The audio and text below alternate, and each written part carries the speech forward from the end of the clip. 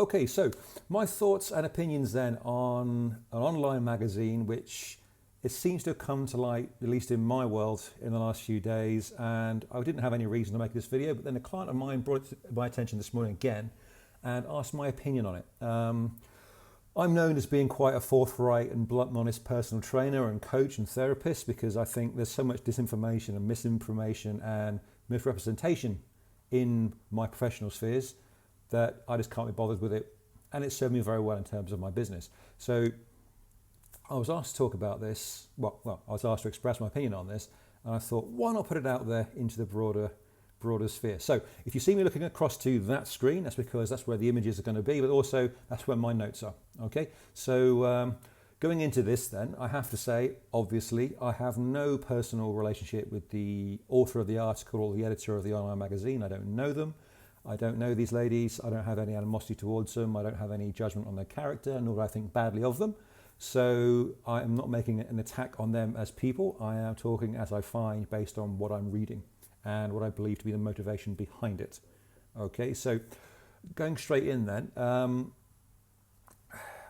I personally would sooner see quote unquote real people in the media, social media, magazine, literature, everything else, because there are far too many misrepresentations of the human body out there, especially, again, coming from the spheres of health and fitness to which I work in.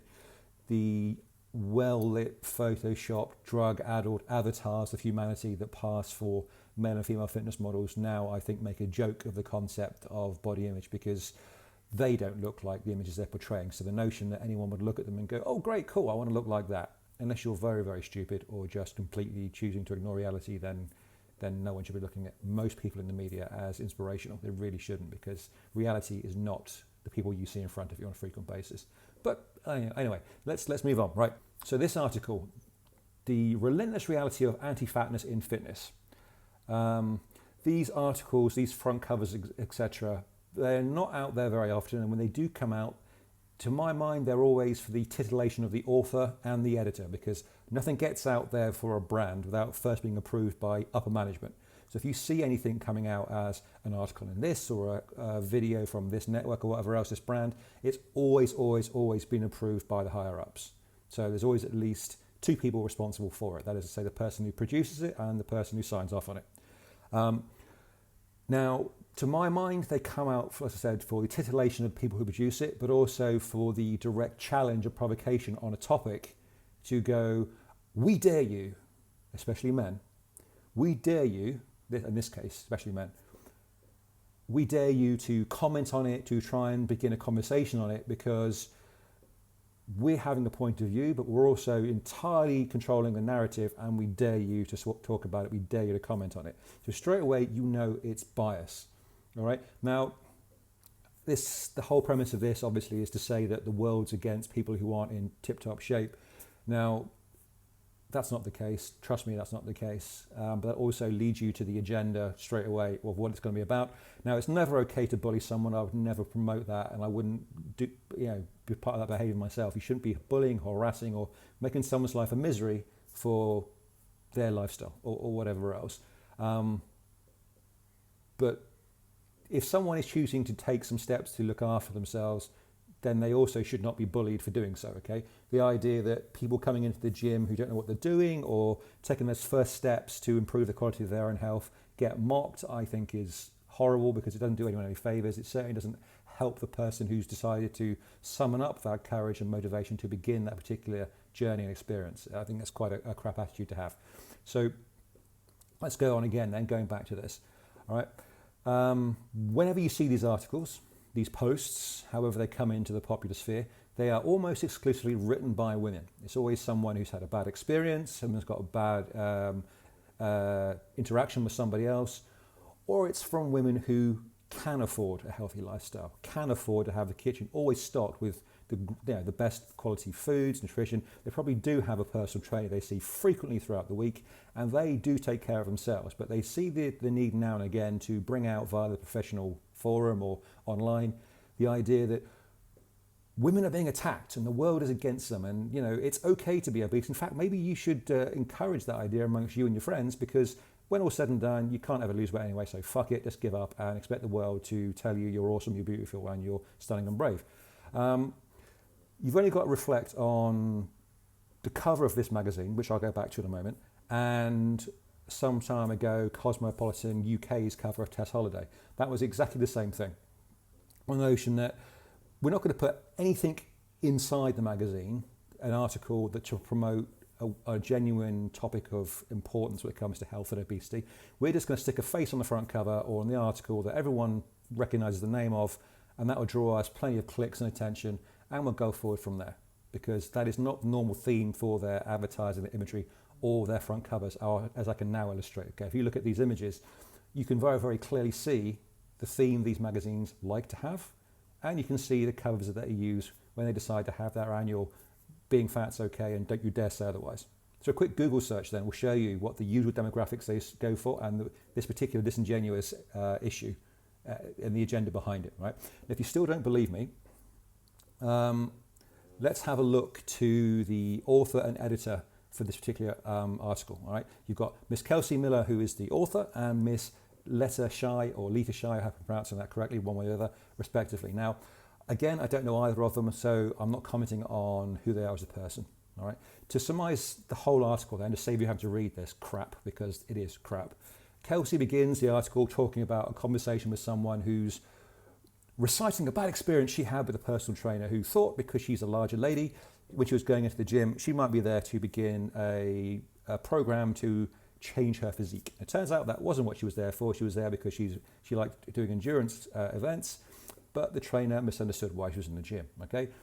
Not a great experience, but you can imagine it happening because obviously the trainer wasn't very good at their job. Here's the thing though, this happened in 2016.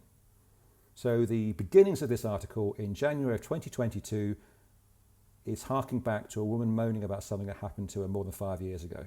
Wow, that's relevant. You then go on a meander through literature, history, yep, both world wars, communism are in there, the Great Depression. There's a sentence or two about how BMI is racist, in case you didn't know, and then a bit of a fluff paragraph or two on the owner of a plus-size fitness clothing brand, before wrapping up with the inevitable inclusion of the sentence, data supports the fact that weight loss programs don't work in the long term.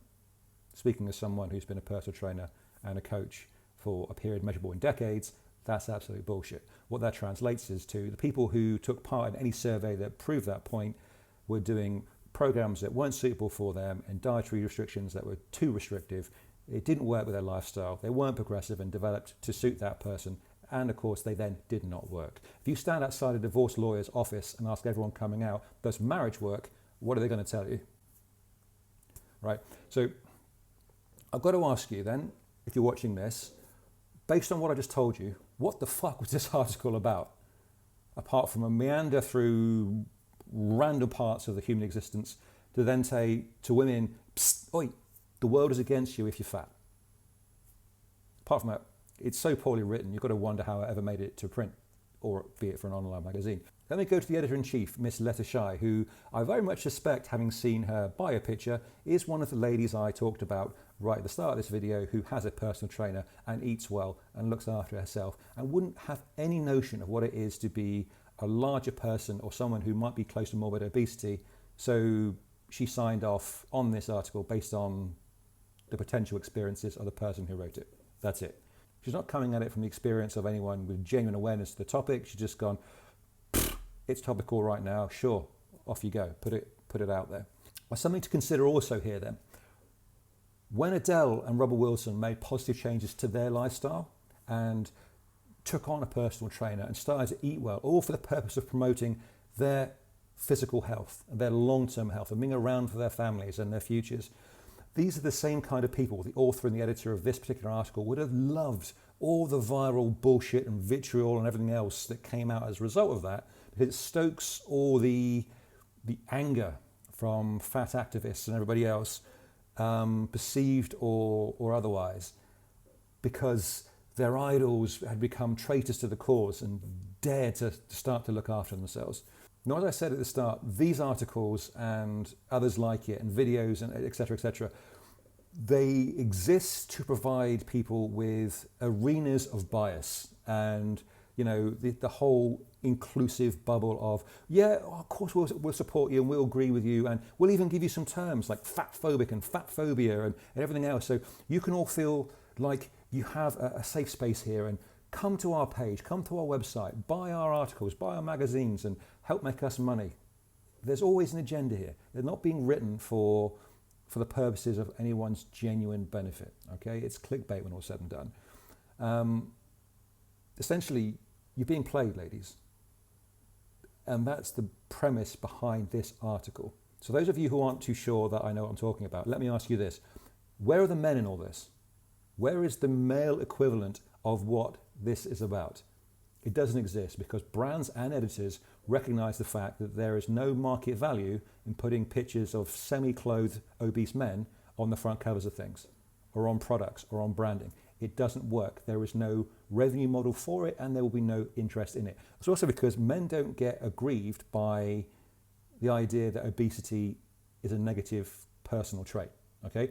If you look up Ethan Suplee, the actor, and Action Bronson, the chef, Jonah Hill, another actor obviously, and their before and after pictures after they took some serious steps to promote their own best interest, their own health, to get themselves in shape because they've got families, they want to have careers, and they want to live longer to the future, you will not find negative online threads about them. There's no Reddit, there is no Twitter, there is no forum where they're getting abuse and negativity because how dare they take these steps to address their quality of life and get rid of the pounds and pounds and pounds of excess body fat they didn't need to carry on them and become happier, healthier people. It doesn't exist. They're not out there. But if you look towards the female side of this conversation, you've only got to look to the likes of Jenny Lee Molina, who was a Tess Holliday fan who decided, for the sake of her health, that she was going to start making some positive, healthy choices, and she got buried in negativity and abuse and all kinds of crap from the Tess Holliday fan base, because how dare she acknowledge that obesity is not the best thing for you? How dare she take charge of her own life? This content, whether it's an article or a video or a social media post, generally stems from women who want to exploit women because it makes them money, it gains them notoriety in their professional arena, it gets them promotions at work. They're doing it for their best interests, to make you feel bad about yourself or make you feel like there is a bias out there out to get you and to disadvantage you. It is not the case. Okay, so I'll say it again, take it to heart, because I do mean it, coming from someone who's been in the fitness industry a long time. You are being played by an agenda that is not in your best interests. And as I usually wrap up my videos, although I've had a bit of a break for a while, you can find me on my website, you can find me on my social media. If you live in Dubai, where I do, you can come and find me and work with me should you wish to. Take care. I wish you all the very best in your health and fitness experiences. I'll see you in future videos.